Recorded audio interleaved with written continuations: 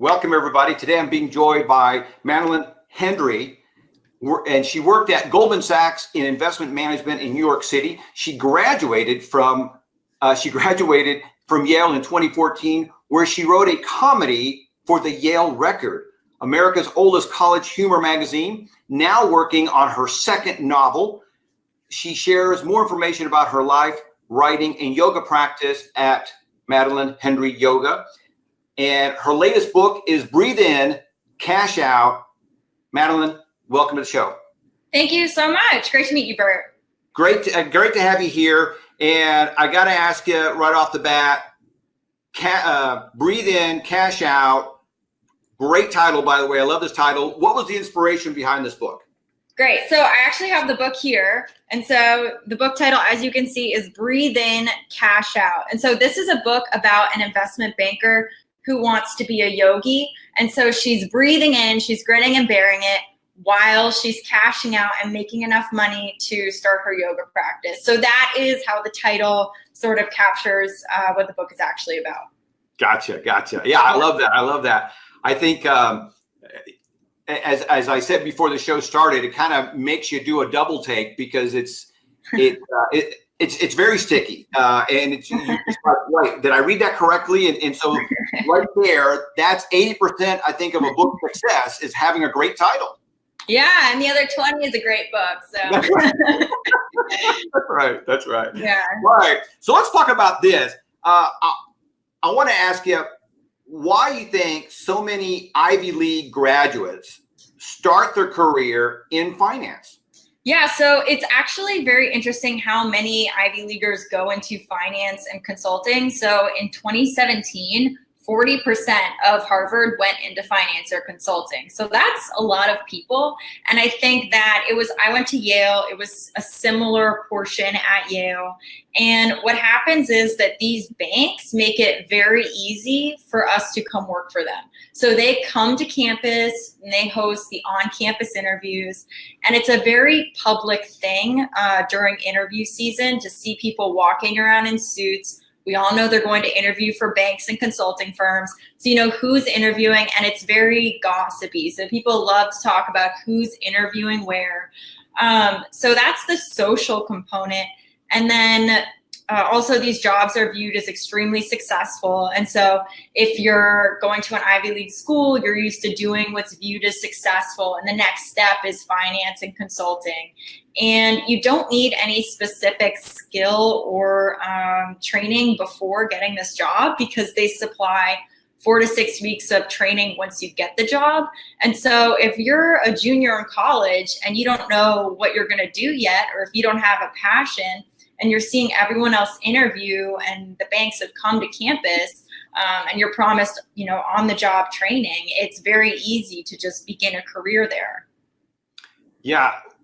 And I like what you said there. I mean, it is part of what's the word I'm looking for? I guess the way that we're trained or programmed to believe, right? You go to the big school, you get the big career, therefore now you can afford the big things, the big car, the big house, and therefore you should really be happy. But we found that a lot of people aren't happy. I mean, they achieve all those things and they're miserable, right? They're just hating life. They're hating themselves. They're going through relationships very quickly. What's your take on this? Yeah, it's interesting because I think that the conventional success metric for young people is grades in school. And so if you're doing what you're told, you're getting good grades. And then as you become an adult, the conventional success metric becomes money and things to a degree. And so it's still putting your decision-making center in other people and in convention until you really find something that moves you or fulfills you. Yeah. All right, so I got to ask you, this novel, again, we're talking about Breathe In, Cash Out. It's available starting, you can pre-order today on Amazon or wherever you get your favorite books.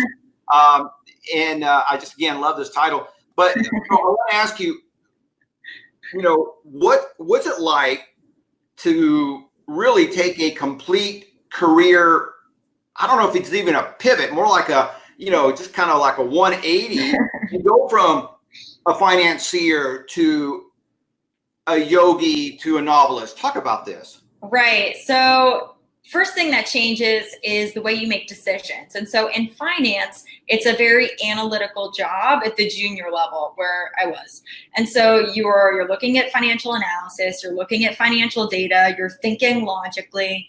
And then when you move to being a novelist and working in yoga, it becomes a much more emotional way to make decisions. So you're no longer thinking, does this equation check? You're thinking, does this character feel real? And can I empathize with her? And does this resonate with people?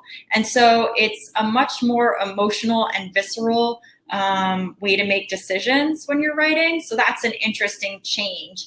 And then another change is the amount that you work with people. So when you're working at the bottom level of a bank, you are in an analytical job where you're siloed and you're focused on making your charts and your Excel spreadsheets, and you're focused on making your work as excellent as possible. And so you're not rewarded or debilitated by your relationships with other people. And so that's not really important to you. That's not part of your life. You're just focused on your work. However, when you leave that and you I have a much more social career now because I have to tell people about my book. And so then your relationships with others become much more important. Also, what a novel is, its success or failure rests on, does it resonate with people and does it move people's emotions? And so it's a very different way to think and live.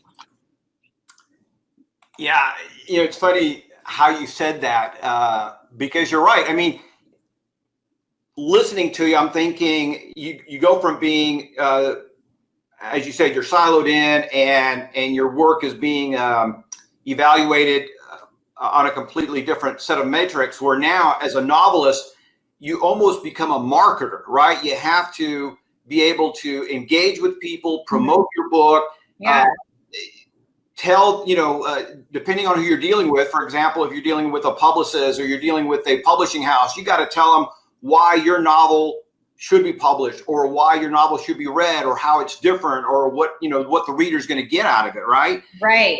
It's, it is I guess a completely different way of thinking about things.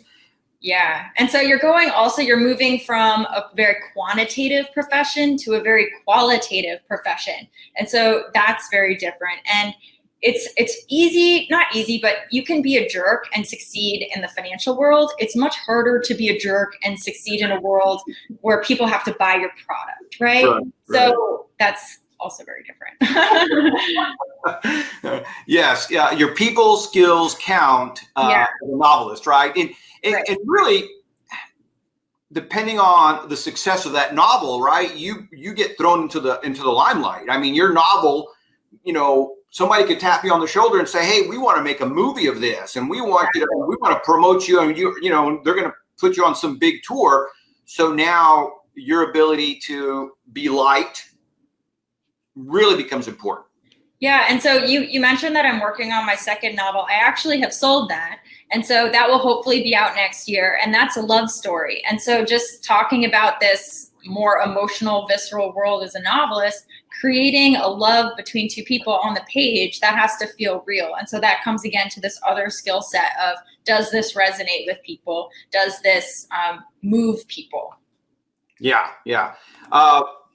So I want to talk about this a little bit, the process of having that first novel published, right? I mean, because I want you to maybe take us back a little bit. And so at what point, did you say, okay, you know what, I have this novel I want to write, and you're still working at Goldman Sachs, and so from the time that you had this idea to the time that you maybe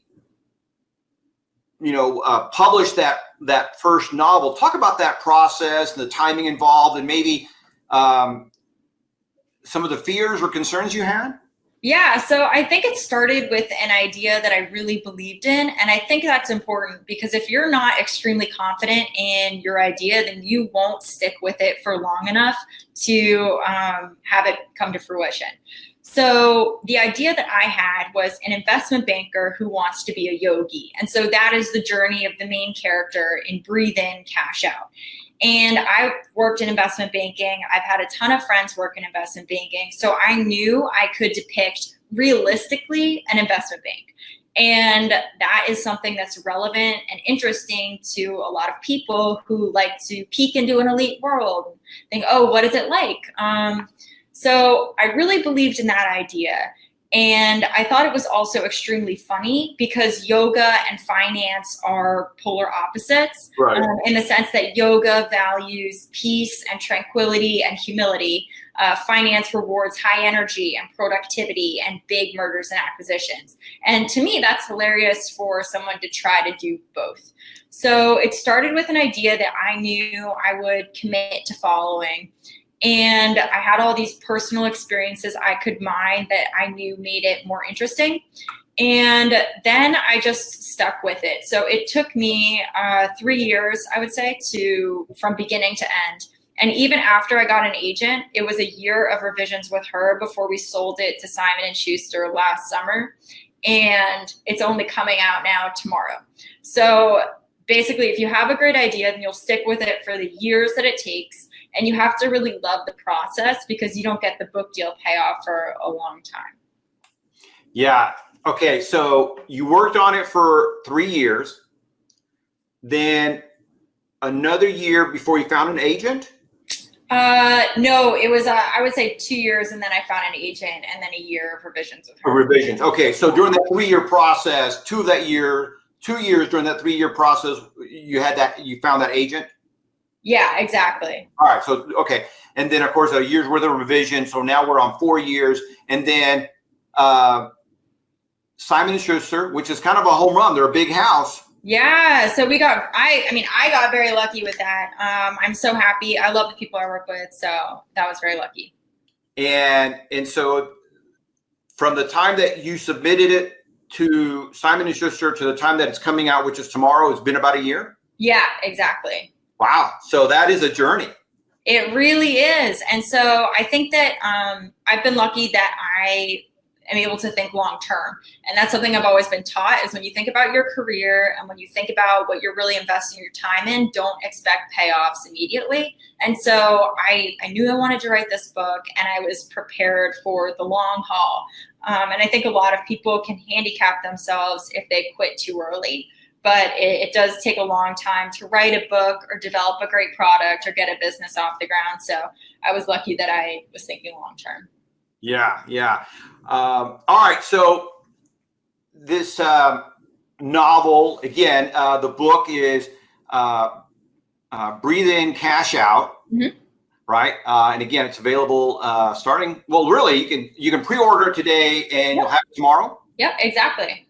So available on Amazon really today, and what do you call it? You can have it tomorrow. So, but I want to ask you about how much of the novel did you take from, let's say, your own life? Obviously, you mentioned earlier that you worked with, you work in the finance world. You know that world very well. You have friends that you could what do you call it? Grab from and maybe model a little bit. Talk about the yoga part or the yogi part. How did that come in? Right. So I have an Instagram where I share my yoga practice. It is at Madeleine Henry Yoga. And so I'm a self-taught yogi, and I've also been practicing yoga for years. And so I had a lot of personal experiences in yoga that I could also infuse into the book. But this book is a fictional story. The bank where it takes place is not real. The people are not real.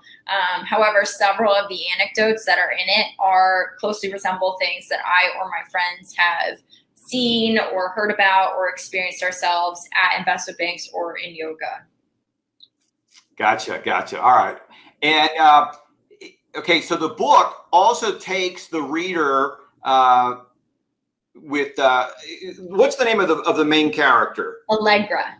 Mm-hmm. Okay, so the reader takes Allegra through this process where she goes from being just a finance person to kind of transforming, herself physically as well as emotionally, right? So she's got to learn the whole process of her, learning how her body works and being able to do some of the stuff that is somewhat difficult to do in yoga. I mean, until you've done it for a while, such as doing, splits and so on, things of that nature, right? Yeah, she doesn't make a lot of physical transformation in the book, but she develops a lot intellectually and psychologically. So. Gotcha. All right. And sometimes that's the most important part. Yeah, absolutely. Because one of the things that I love about yoga is this idea of slowing down. You mentioned, the polar opposites, right? So business is this, aggressive, what do you call it? Chasing the dream, going up the corporate ladder kind of situation.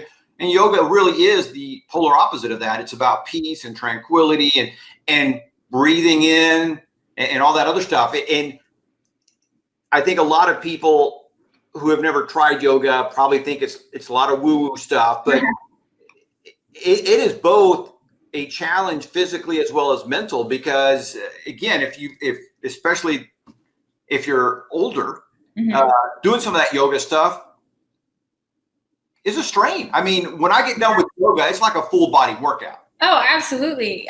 Some of the poses can definitely push you to your limits. Absolutely. And then you see some of these people who've been doing yoga like yourself for many, many years, and their flexibility is incredible. It's just mind blowing what the body can do when you start stretching it. And one of the things that I learned from yoga, and one of the reasons I love it so much, is because in our world today, where everything is pop a pill, yoga allows the body to kind of heal itself. And one of the big epidemics that we're having here in the U.S. and I think also in Europe is our lower back issues, right? And so we're always sitting. We sit all day or not all day, but we sit in our cars and we sit at the office. And so we are sitting all day, and yoga allows you to stretch out your body and relax it. And I know for me personally, it's helped me with my lower back. It's helped me with my IT bands. It's helped me, with all sorts of aches and pains. And because of yoga, I was able to radically reduce my need for massage therapy. If I wake up with like a crick in my neck or something, I will do yoga and it's gone. It's really, oh, that's great. Yeah. I mean, yoga is one of those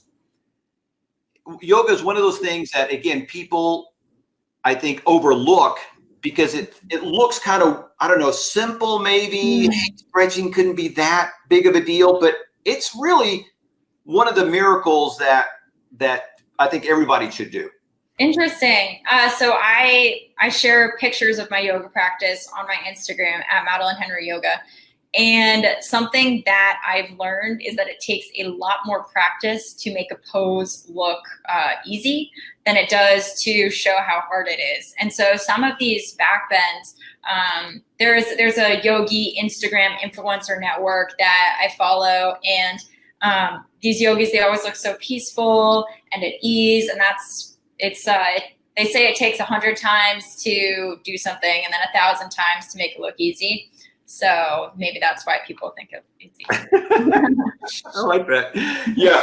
It's so funny because my yoga instructor is always saying, Bert, your face looks like you're in pain. Not necessarily in pain, but you're straining, and so I guess it's my straining face. Some of those things. First of all, there's a mental aspect of it, because when you look at some of these poses and some of these bends, you're going, I don't know if I can do that. I don't know if my body can actually do that without some kind of severe personal injury happening. And then of course you do it and you go, wow, it wasn't that bad, and it's incredible. It's anyway. just love yoga. I'm a big fan of it.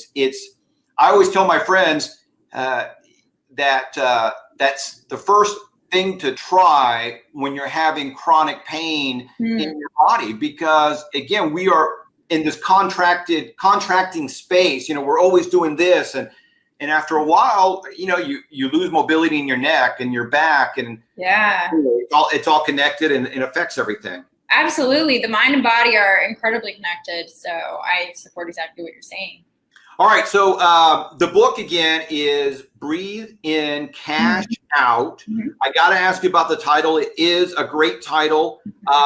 So when did you immediately come up with the title? Was this something that was like first? How did you come up with the title? Talk about that. No, the title, one of the working titles was The Wall Street Yogi. But then the team got together and we were brainstorming, and somebody said, breathe in, cash out. And so that became something that we thought it was going to be the tagline. We just all really loved it. And then we loved it so much that it became the title. Yeah, that's great. That's great. Yeah. And that is one of the, benefits of having a team as you kick it around. The Wall Street Yogi is not so bad either. That's not, that conjures up a different image, but both of them are pretty good. Yeah. All right. So let's see. This is your first novel. You just sold your second novel. Are you doing this full time? I am, yeah. So the second novel will come out next year, and I'm going on a book tour for this one. So I'll have events from New York City to LA when I'll be stopping at different bookstores and answering questions and signing books. Yeah, that's great. That's the great thing about having Simon & Schuster, is that they have this network and they can make it, in a snap, make it happen. I want to talk about this. A lot of people struggle finding an agent. How do you go about securing an agent? Yeah, so that is my process of finding an agent was I sent out queries. So anyone who is trying to be an author has definitely read an article, How to Get an Agent. And the first step is always send a query. So I did that. But then I followed up with reaching out to everyone I knew who might know an agent, and then asking them to please just send an email on my behalf, asking them to read my manuscript, because I know that these agents get so many manuscripts and so many don't get read. So I was lucky that I had a few agents interested in my book, because the fact that the novel takes place in an investment bank and that I had worked in investment banking myself at Goldman Sachs, they saw big commercial potential. But I went about it the complete old-fashioned way. You just send out emails with queries and then try and see who you know. Yeah, I like that. All right, I want to talk about, I'll just say fear, right? Whatever people call it, concerns. Right. But you're putting yourself out there, and there's got to be a little bit of fear, I imagine, to that. Hey, they may come back and say, I'm sorry, your manuscript is bad, right? Or, nowadays. The worst, yeah. But I want to talk about, how did you deal with some of your fears? What was kind of some of the maybe mindsets or some of the self-talk that you used to get past any of those doubts or fears? Yeah, so on my Instagram, I always caption everything with a mantra that I'm currently using. And so my most recent mantra is a quote from Rumi, which is, as you walk on the way appears. And so that is supposed to be wisdom, that you can't always see where you're going, but you can see one step at a time. And so these are quotes that I've really used to help myself in my own life. And on the topic of getting negative feedback, that to me is not debilitating, because I think that you need feedback to get better. And I understand that the first try is just the first try. I went to Exeter for high school, where Dan Brown also went. And something that he does is every year he visits the freshman class, at least when I was a student there, and he'd give advice. And so I remember that one of his pieces of advice was, your first draft is supposed to be bad. And I think that just connects to this way of long-term thinking that I've had, that of course you're supposed to make mistakes. You're supposed to be bad when you're starting. And that doesn't mean that you should stop for any reason. And I've also had this to my benefit. Maybe I've always been confident. And so I get the feedback. I know it's a long-term struggle, and then you just keep at it. So it's my mindset. I like that. You have, as you mentioned a couple of times, this long-term mindset. How did you acquire that? Was this something that you got from your parents? Is it an aha moment that stuck with you? Talk about this mindset. Yeah, I've gotten it from my parents. And so I'm very lucky that they have always thought about their lives that way. And so I was able to when I look ahead, to try and think longer term. Yeah, that's great. This whole idea of, your first draft is going to be bad. It's supposed to be. And I think that we as a society, need to get over ourselves with that, right? It's so interesting to me. We've had, my wife and I have been together for 33 years. We've had 5 kids, and your child, I want to say from the age of maybe, I don't know, let's say from the age of 2 till maybe the age of 8 or 9 or 10, something like that, children are fearless. They will try anything, right? I mean, I remember my oldest son, he came to the gym with me, and he wanted to I forgot how much. I was doing some deadlifts, and he wanted to try doing deadlifts. Now, there was no chance, I think he was 5 or 6 at the time, there was no chance that he was going to lift the bar, but I just, I said, go ahead, might as well try. And of course, he didn't lift the bar. But as an adult might have looked at that bar and said, hey, I know I'm not going to be able to lift it. I'm not going to even try. But here's this kid, because he doesn't have any preset notions, he's going to try. And interestingly enough, like maybe a year or 2 later, this big old pigeon fell in our yard. Well, let me rephrase it. This pigeon flew into our yard. And my son, the same son, says, Dad, can I have that bird? And I said, sure, son, you catch that bird, you can have it. And of course, he walked up to that bird and scooped it up. And I'm like, what are the chances of that, right? I mean, it's, and the bird it was either exhausted or was maybe sick, but anyway, it's a pigeon. And we kept the pigeon for a couple of weeks. It gained its strength, and we let it go. But oh, wow, that's great.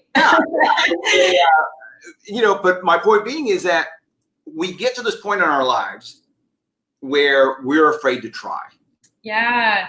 We're afraid to try even little things. We're afraid of what other people think about us. We're afraid, man, if I write this book, nobody's ever going to read it. It's not going to be good enough. Who am I? Right. Who am I to write a novel? I'm a finance person. I work at what am I doing? Any thoughts on how to help people overcome their doubts, their self-doubts, and that negative self-talk?